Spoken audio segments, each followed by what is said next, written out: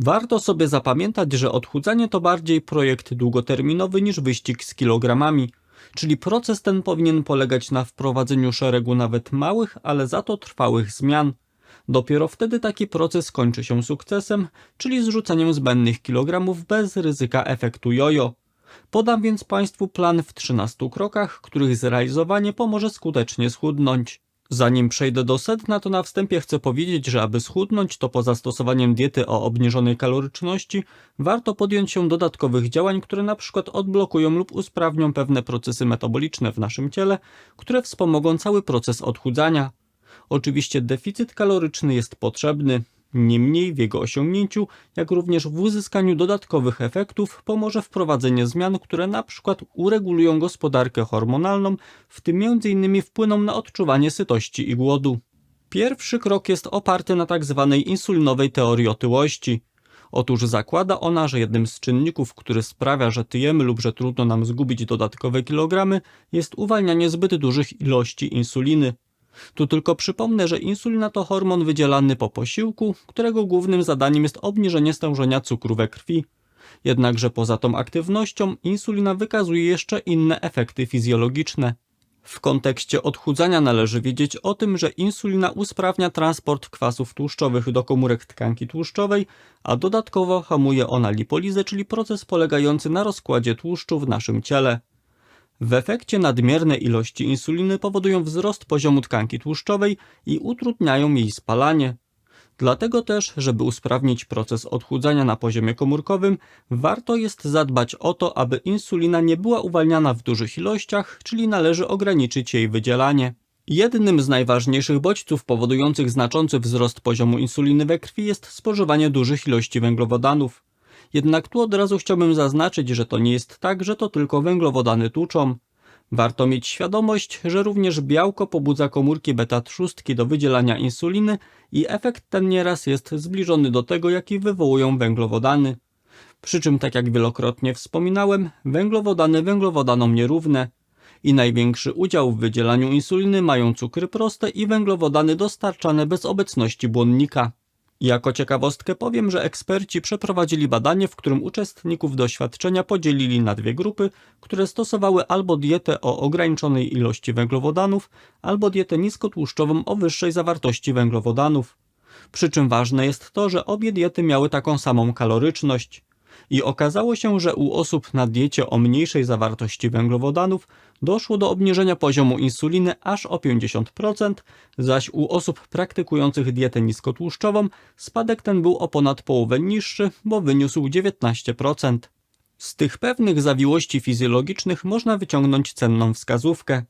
A mianowicie, aby ułatwić odchudzanie, dobrze jest, aby w naszej diecie znalazły się większe ilości tłuszczu, które nie powodują takiego wyrzutu insuliny, a jednocześnie, aby spożywać mniej produktów zawierających łatwo przyswajalne węglowodany, do których należą przede wszystkim słodycze, wyroby cukiernicze, napoje słodzone, a także produkty na bazie jasnej, przetworzonej mąki pszennej.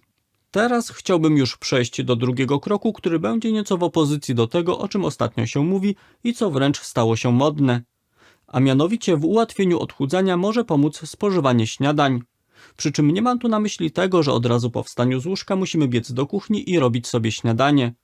Mowa tu po prostu o sięgnięciu po pierwszy posiłek w ciągu około 2 godzin od przebudzenia, zwykle nie później niż około godziny 10. Jednocześnie też zaznaczę, że zasada ta nie dotyczy osób stosujących post przerywany, ponieważ osoby praktykujące ten model żywienia, mówiąc dość oględnie, rządzą się swoimi prawami.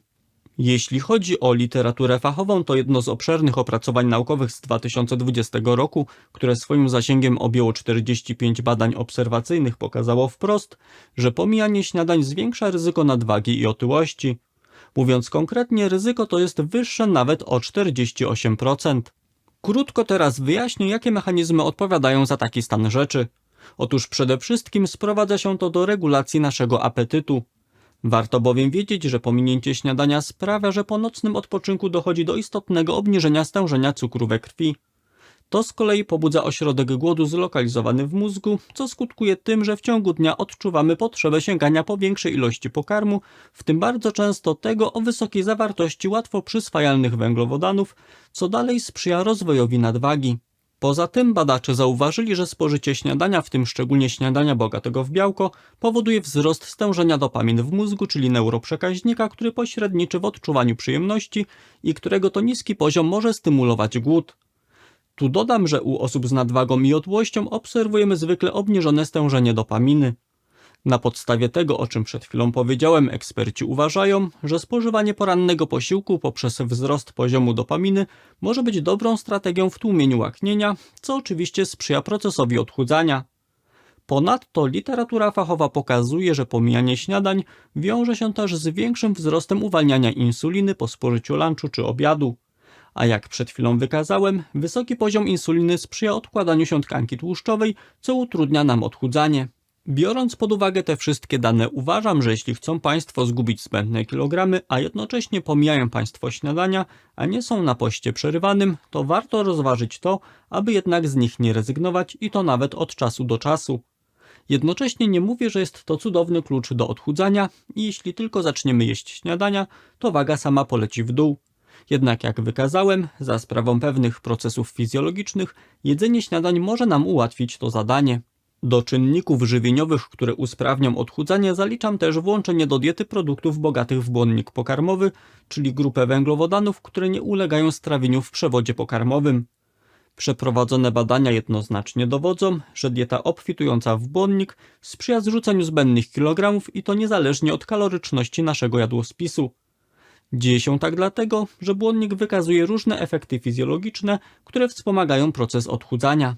Przede wszystkim błonnik w pewnym stopniu ogranicza wchłanianie składników odżywczych, za sprawą czego dostarczamy swoim komórkom i tkankom mniejszych ilości energii.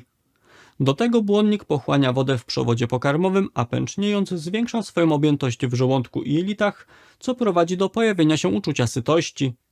Poza tym spożywanie pokarmów bogatych w błonnik wymaga więcej czasu na żucie i przełykanie, co może skutkować zwolnieniem tempa jedzenia, zaś wolniejsze tempo spożywania posiłków również przyczynia się do zwiększenia uczucia sytości. Ponadto błonnik zapobiega wahaniom poziomu cukru we krwi, co sprawia, że nie nachodzi nas wilczy apetyt. Bardzo ważnym działaniem jest również to, że błonnik sprzyja wzrostowi korzystnych bakterii w jelitach, co wpływa pozytywnie na metabolizm i odchudzanie, ale o tym szerzej powiem w jednym z kolejnych punktów. Wobec tych informacji warto sięgnąć po większe ilości błonnika, tym bardziej, że średnio spożywamy go w o wiele mniejszych ilościach niż powinniśmy. Zwykle dostarczamy go około 15 do 20 gramów na dzień, a powinniśmy przynajmniej 30. W tym celu dobrze jest włączyć do diety produkty tak jak marchew, dynia, buraki, brokuły, schłodzone ziemniaki, topinambur, fasola, groch, ciecierzyca, cytrusy, jabłka, gruszki, jagody, porzeczki, maliny, jeżyny, płatki i otręby owsiane, płatki jęczmienne, płatki żytnie, pieczywo razowe, kasza gryczana i jęczmienna, ryż brązowy, nasiona lnu, orzechy włoskie i laskowe, a także migdały. I w mojej ocenie nie ma potrzeby suplementowania błonnika w formie preparatów. Wystarczy dobrze zbilansowana dieta, w której znajdą się wspomniane przeze mnie produkty. Przechodząc do kolejnego punktu, mogę powiedzieć, że korzyści może przynieść też ograniczenie spożycia soli. Tu jednak zaznaczam, że sól sama w sobie nie jest dla nas szkodliwa, a jak wskazują liczne prace naukowe, aktualne rekomendacje dotyczące zmniejszenia jej spożycia są nieco przesadzone. Jednak w kontekście odchudzania redukcja soli rzeczywiście może okazać się pomocna. Wynika to z tego, że sól wpływa na różne procesy biochemiczne, które utrudniają obniżenie masy ciała. Po pierwsze, sól zatrzymuje wodę w organizmie, a retencja płynów skutkuje wzrostem masy ciała. Do tego wysokie ilości soli pobudzają uwalnianie greliny, czyli hormonu wywołującego uczucie głodu, co oczywiście nie sprzyja odchudzaniu. Ponadto zwiększone spożycie soli zmniejsza termogenezę, co sprawia, że wydatkujemy mniej energii, co z kolei utrudnia osiągnięcie ujemnego bilansu energetycznego potrzebnego do schudnięcia. Oczywiście nie chodzi o to, aby całkowicie wyzbywać się soli z diety, ponieważ jest to ważny składnik, którego potrzebuje nasze ciało. W pierwszej kolejności dobrze jest oczyścić swój jadłospis z przetworzonej żywności zasobnej w sól, takiej jak solone orzeszki i paluszki, krakersy, chipsy ziemniaczane, zupy i sosy w proszku, fast foody, sos sojowy czy niskiej jakości parówki i wędliny. Do tego można też rzadziej sięgać po sok pomidorowy, który często jest dosalany, a także po warzywa puszkowane. Dobrze też kontrolować to, ile dodajemy soli podczas przygotowywania potraw w domu. Gdy mowa o ograniczaniu spożycia poszczególnych składników, to nie sposób nie wspomnieć też o cukrze, a konkretnie o jego ukrytych źródłach. Bo to, że powinniśmy mniej spożywać cukierków, batonów, wyrobów cukierniczych, żelków, lodów czy napojów gazowanych, to myślę, że jest oczywiste. Ale niestety producenci żywności niemal już wszędzie dodają cukier. Znajdziemy go nawet w niektórych przetworach mięsnych. Zachęcam więc, żeby uważnie czytać etykiety produktów, po które sięgamy. I podpowiem Państwu, że takimi nie do końca oczywistymi źródłami cukru są m.in. płatki śniadaniowe reklamowane jako idealny pomysł na śniadanie, a także batoniki zbożowe, jogurty owocowe, inne produkty mleczne smakowe, napoje energetyzujące, napoje kakaowe instant, a także suszone owoce i 100% soki owocowe, które akurat są źródłem naturalnego cukru, ale mało kto zwraca na to uwagę. Jako ciekawostkę dopowiem, że na przykład taki jogurt smakowy zawiera nawet dwukrotnie więcej cukru niż jogurt naturalny. I im mniej tego typu produktów w naszej diecie, tym łatwiej będzie nam schudnąć. Tu wtrącę, że praktyczną wiedzą dzielę się również w moim darmowym newsletterze o zdrowiu, czyli porannym dzienniku zdrowia. Dziennik wysyłam od poniedziałku do piątku o 6 rano do porannej kawy lub herbaty i jest on na kilka minut czytania. Jeśli chcieliby się Państwo na niego zapisać, to zapraszam na www.drbartek.pl/dziennik. Od razu przejdę do następnego punktu, jakim jest rezygnacja z produktów małosycących, czyli takich, które sprawiają, że dość szybko stajemy się ponownie głodni i sięgamy po kolejne pokarmy, co oczywiście nie pomaga w odchudzaniu. Mam tu na myśli zwyczajowe spożywanie umiarkowanych ilości alkoholu, a także białego pieczywa i ogólnie produktów z białej mąki, soków owocowych, słonych orzeszków, ciast oraz oczywiście wszelkiego rodzaju słodyczy. Przejdźmy teraz krok dalej. Niewymagającym i łatwym nawykiem wspomagającym proces odchudzania jest picie wody na około pół godziny przed posiłkiem.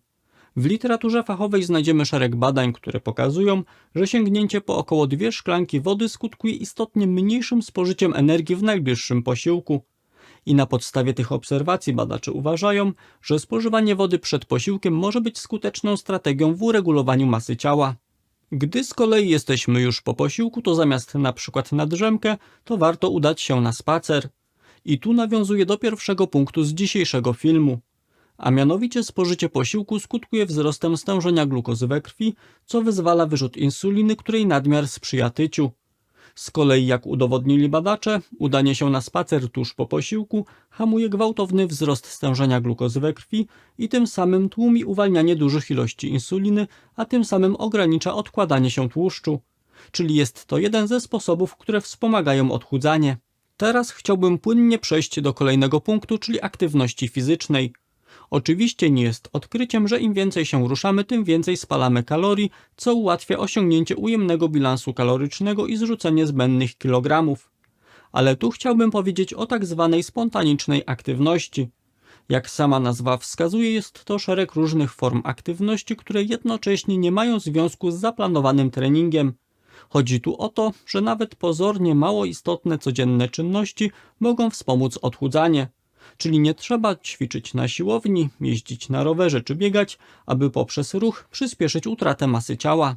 Pod pojęciem spontanicznej aktywności fizycznej rozumiemy takie formy ruchu jak wchodzenie po schodach, wykonywanie codziennych obowiązków domowych typu sprzątanie, odkurzanie czy mycie naczyń, tańczenie w domu, zabawę z dziećmi, wykonywanie prostych ćwiczeń typu unoszenie nóg podczas oglądania telewizji, chodzenie po pokoju w trakcie rozmowy przez telefon, wykonywanie prostych prac ogrodowych czy odśnieżanie chodnika lub samochodu.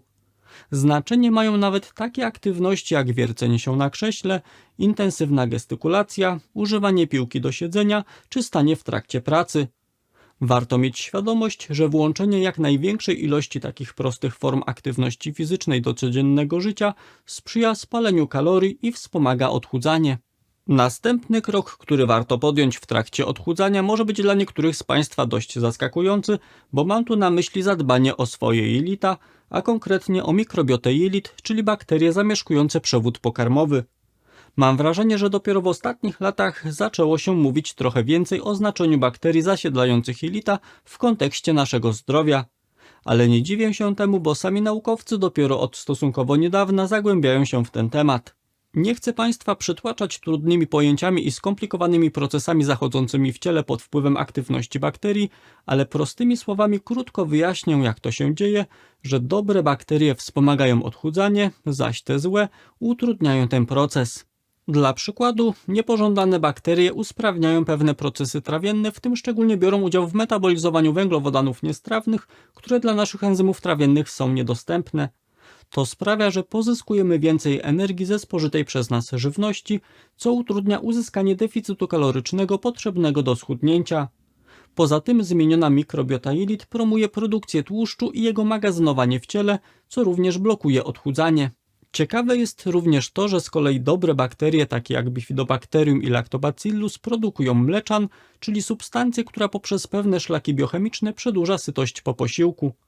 Poza tym bakterie obecne w jelitach wpływają też na stężenie różnych hormonów i neuroprzekaźników, takich jak hormony jelitowe, serotonina czy kwas gamma-aminomasłowy, które są zaangażowane w kontrolowanie głodu i apetytu.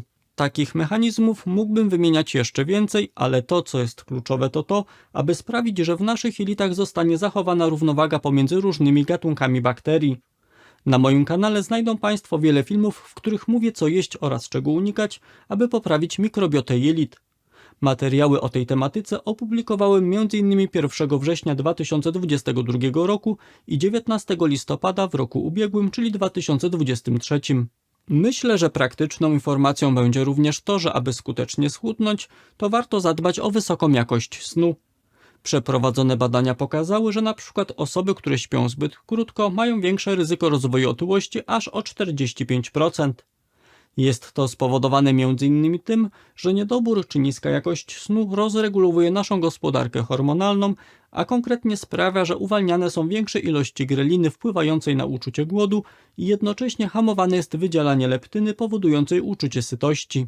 Ponadto pewne znaczenie mogą mieć nawet tak banalne aspekty jak na przykład to, że jeśli śpimy krócej, to mamy więcej okazji do sięgania po jedzenie. Wydaje się to być naprawdę błahe, a w rzeczywistości ma to pewien udział w tym, czy nasze odchudzanie będzie skuteczne. Poza tym, gdy jesteśmy niewyspani, to przejawiamy mniejszą skłonność do podejmowania się aktywności fizycznej, która korzystnie wpływa na uregulowanie masy ciała. Mało tego, literatura fachowa pokazuje, że obniżenie jakości snu sprzyja temu, że mamy większą tendencję do sięgania po wysokokaloryczne produkty, w tym przede wszystkim te obfitujące w cukier i niezdrowe tłuszcze. Aby nie być gołosłowny, dotarłem też do wyników badania z 2021 roku, które pokazały, że dobry sen wiąże się z większą utratą masy ciała, w tym przede wszystkim z obniżeniem poziomu tkanki tłuszczowej. Z tego też względu zachęcam, aby podjąć się różnych praktyk, które sprawią, że nasz sen będzie odznaczał się lepszą jakością, o czym również mówiłem na kanale. Skoro poruszyłem już temat gospodarki hormonalnej, to przy okazji od razu też powiem, że aby zwiększyć skuteczność odchudzania, dobrze jest podjąć się różnych technik rozładowujących przewlekły stres, który na co dzień towarzyszy wielu z nas. Przeprowadzone badania pokazały, że pacjenci, którzy podjęli się uczestnictwa w programie radzenia sobie ze stresem, osiągnęli lepszy efekt, jeśli chodzi o redukcję masy ciała, aniżeli osoby, które nie stosowały technik relaksacyjnych. Od siebie tylko hasłowo powiem, że uczestnicy doświadczenia podejmowali się takich metod rozładowujących stres, jak progresywna relaksacja mięśni, wizualizacja oraz oddychanie przeponowe. Taki efekt wynika m.in. z tego, że w przebiegu przewlekłego stresu w naszym ciele utrzymuje się wysoki poziom kortyzolu, czyli hormonu, który m.in. pobudza apetyt i sprzyja odkładaniu się tkanki tłuszczowej. Co więcej, naukowcy zauważyli, że pod wpływem stresu dokonujemy zazwyczaj niezdrowych wyborów żywieniowych. Mam tu na myśli to, że mamy tendencję do spożywania większych ilości produktów wysokokalorycznych o wysokiej zawartości cukru, tłuszczu i soli, jak również rzadziej sięgamy po warzywa i owoce, a także praktykujemy emocjonalne przejadanie się. Wobec tego walkę ze stresem możemy dopisać do listy skutecznych sposobów odchudzania.